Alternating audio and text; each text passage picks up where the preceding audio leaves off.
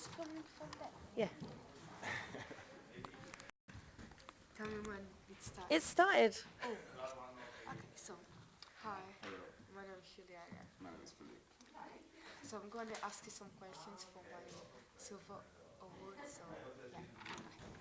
So the first question is, how did you get into the theater career?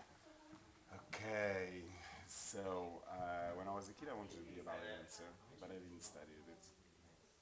I grew up, and initially I studied architecture for 3 years, but then it was a period of change in my life, also because my parents had died in a car accident, and so I went to travel a little bit. I stopped my studies in architecture. I came to London for 4 months and a half. That I didn't like. I went to Mykonos for another 4 months and a half to work. And when I came back to Lisbon, I went to the bar where I used to work before, because I've started working young. And there was this dancer that I knew that said, oh, tomorrow there's the audition for this Portuguese choreographer, Francisco Camacho. And I said, well, can I go? And she's like, well, do you dance? Do you think you can dance? And I said, well, yeah. And so I went to this audition. I didn't got into the show, but I got into a formation group of this company. So we were like five young kids that wanted to learn dance. And we started to work with them, having classes. And then 1 year later, there was an application for a contemporary dance performers course. And I applied it, and I did these 2 year studies in performance and contemporary dance. And that's how I started. Okay. So the second question: did you ever feel like giving up? Well, Like in the theater career? yes. I did my work as a performer and as an artist for some years. But at the same time, I was also working in production because I created with some friends a collective in Lisbon that was called Suicidal Bomb. And it was a group of artists that would help each other in the production of their own pieces. And during these years, I realized that I liked more production than I liked the pieces and my work as an artist. It's very difficult to be an artist. You need to work a lot, a lot, a lot. And I realized that I was working more in the production field than on my artistic career. So at a certain point, I had to make a decision. I could not do the two things well. I had to choose one. And it was 2 years of a struggle because I was giving up of a dream. But at the end, I decided. I did my last piece that was called End of Part 1. And then it was a relief. And I started working just in production. And that I enjoyed it. Oh, okay, interesting. So it's his turn. Do you want to carry on with your ones and then we'll swap? Let me see. So just to finish, the giving up of one thing gave me the opportunity to develop more the other one. So it was it was a choice. Yeah. Okay. So this is like a question that has to do with your opinion on something. Okay. How old do you think someone should be to start like a career? Like from, I mean, like, what age do you think like someone should start being like taking part in artistic stuff to become? As a professional. Yeah. I don't think there is age, to be honest. I think that people are prepared.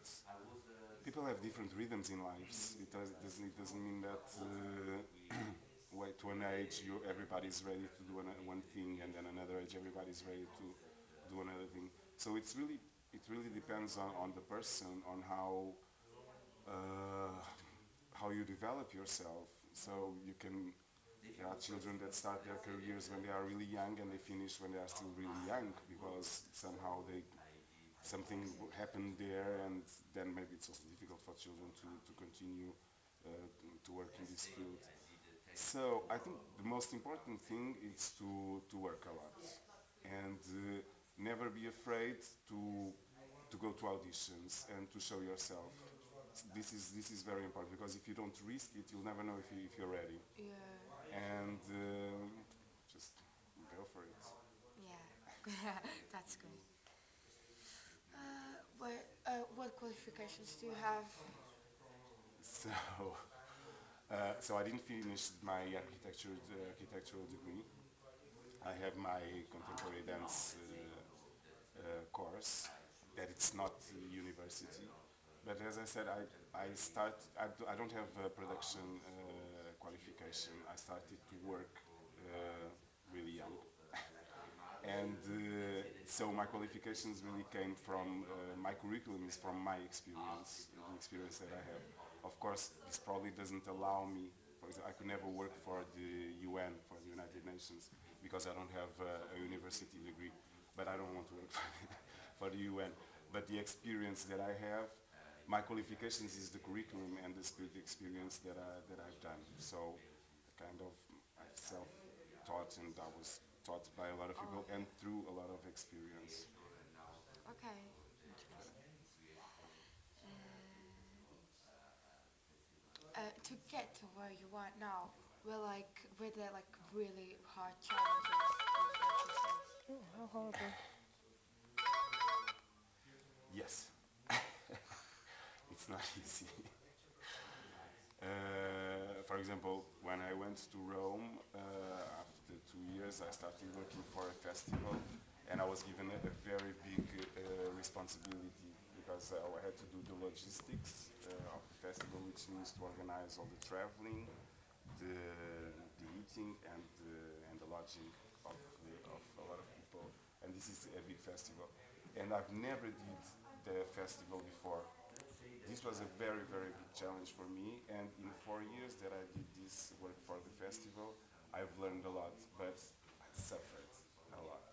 Because in the first year, for example, it was so hard for me that I got like 10 kilos thinner, and I'm already thin. So can you imagine how much stress, but this kind of built me up a lot of experience so that after 4 years it was much easier. But this was a very, very big challenge for me. Yes. Man, that's yeah, but good thing you made you like it's good that like at least like you didn't give up. I mean like even if you lost like 10 kilos or if you lost 20, at least you carried on because it's a journey fast. And sometimes you really want to give up, sometimes. But you just keep on going, and the reward comes after that part, you know. True. I'll follow that. Do you want to wrap? Let me say last question. Yeah, it's all. Okay, Okay. cool. Alright, thank you. Thank you. Okay.